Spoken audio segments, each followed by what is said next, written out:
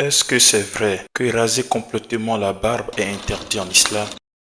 Allah dit dans le Coran, dit, mon Seigneur n'a interdit que les turpitudes, les grands péchés, tant apparentes que secrets, de même que le péché, l'agression sans droit, et d'associer à Allah ce dont il n'a pas fait descendre aucune preuve, et de dire sur Allah ce que vous ne savez pas. Fin de citation. Ainsi, ce verset coranique nous enseigne que Allah interdit des choses qui sont mauvaises, qui dérangent la société, qui a des conséquences négatives, pas des choses secondaires, des choses qui n'ont pas d'importance. Ainsi, presque la majorité des savants, des oulémas, interdit catégoriquement haram de raser complètement la barbe. Ainsi, en vérité, cela est faux. Pourquoi? Tout simplement, c'est Allah qui ordonne et c'est Allah qui autorise. Et le prophète alayhi salam a juste recommandé, dit aux musulmans, parce que c'est une loi temporaire, parce qu'il faut différencier certains hadiths qui peut recommander quelque chose aujourd'hui aux musulmans, mais qui peut être autorisé demain aux musulmans. Le prophète a dit raser la barbe juste dans le but de mettre une différence entre les polythéistes de l'époque du prophète alayhi salam, pour ne pas que les gens confondent les polythéistes et les musulmans. Et la différence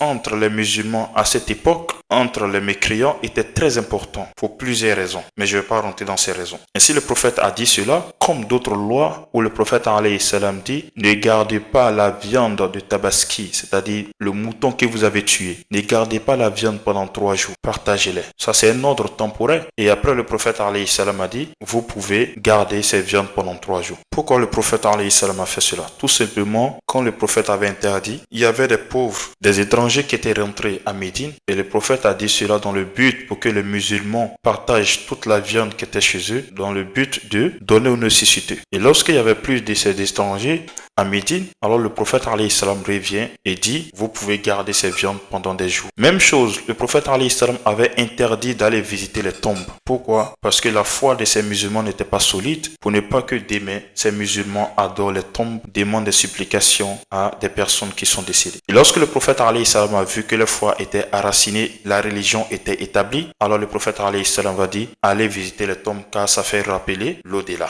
Ainsi, c'est la même chose avec la barbe. Lorsque le prophète alayhi salam dit, ne rasez pas, c'est-à-dire n'enlevez pas totalement les barbes, tout simplement dans le but de mettre une différence entre la communauté islamique et la communauté juive et des non-musulmans. Parce que même en guerre, il y avait des personnes qui confondaient les musulmans aux mécréants. Un musulman pouvait tuer son frère musulman sans savoir que c'est un musulman. Ainsi, cette différence aussi était très importante. Parce que le musulman pouvait connaître son frère sur le champ de bataille et ne pas se tromper pour l'agresser et le tuer. Ainsi, c'est une loi temporaire. Mais malheureusement, il y a certains, je ne vais pas dire certains, la majorité, faites les enquêtes, faites des recherches. La majorité des oulémas disent que c'est haram, interdit catégoriquement de raser complètement la barbe.